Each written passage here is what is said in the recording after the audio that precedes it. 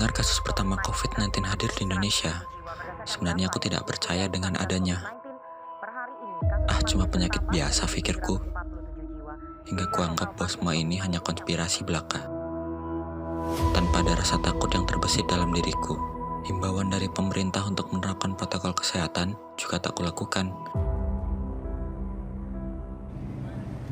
Aku melakukan aktivitasku seperti biasanya, ya seperti keluar rumah, nongkrong, dan ya, itu semua tentunya tanpa menerapkan protokol kesehatan. Hingga suatu hari, aku merasakan batuk, sesak nafas, dan tidak dapat merasakan makanan. Sejak saat itu, aku mulai mencari tahu tentang COVID-19 di media massa. Dari gejala yang kutulis di sana, ternyata mirip seperti gejala COVID-19. Lalu kuputuskan untuk mencoba tes swab di suatu rumah sakit di dekat rumahku. Dengan rasa gusar, kutunggu surat keputusan dari rumah sakit. Dan akhirnya, surat itu pun terkirim di emailku. Belajar dari kisahku yang awalnya tidak percaya dengan adanya COVID. Aku menganggap virus itu tidak terlalu berbahaya. Aku selalu merasa badanku sehat dan bugar. Tidak mungkin aku terjangkit virus itu. Hingga pada akhirnya, aku terpapar virus itu. Gejala seperti batuk, sesak nafas, dan hilangnya indera penciuman sangat mengganggu aktivitas hari-hariku.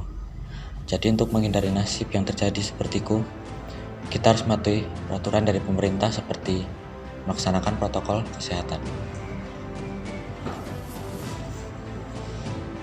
Protokol kesehatan bisa kita lakukan dengan 5M. Yang pertama, mencuci tangan. Rutin mencuci tangan hingga bersih adalah salah satu protokol kesehatan yang cukup efektif loh teman-teman. Yang kedua, memakai masker. Jangan gunakan masker lebih dari 1 hari, karena masker ini dapat menimbun bakteri-bakteri yang nantinya dapat berkembang biak. Jadi, gunakan masker yang sesuai dengan standar rumah sakit ya teman-teman. Yang ketiga, menjaga jarak minimal 1 meter dengan orang lain untuk menghindari droplets dari orang yang berbicara, batuk, ataupun bersin. Yang keempat, menjauhi kerumunan. Merupakan prokes yang wajib dilakukan. Karena semakin banyak kita bertemu dengan orang, semakin tinggi pula kita untuk terjangkit virus ini.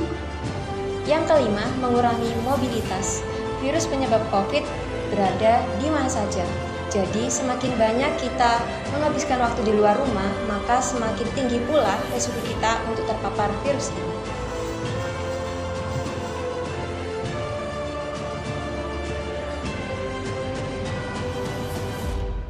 Yuk, patuhi protokol kesehatan.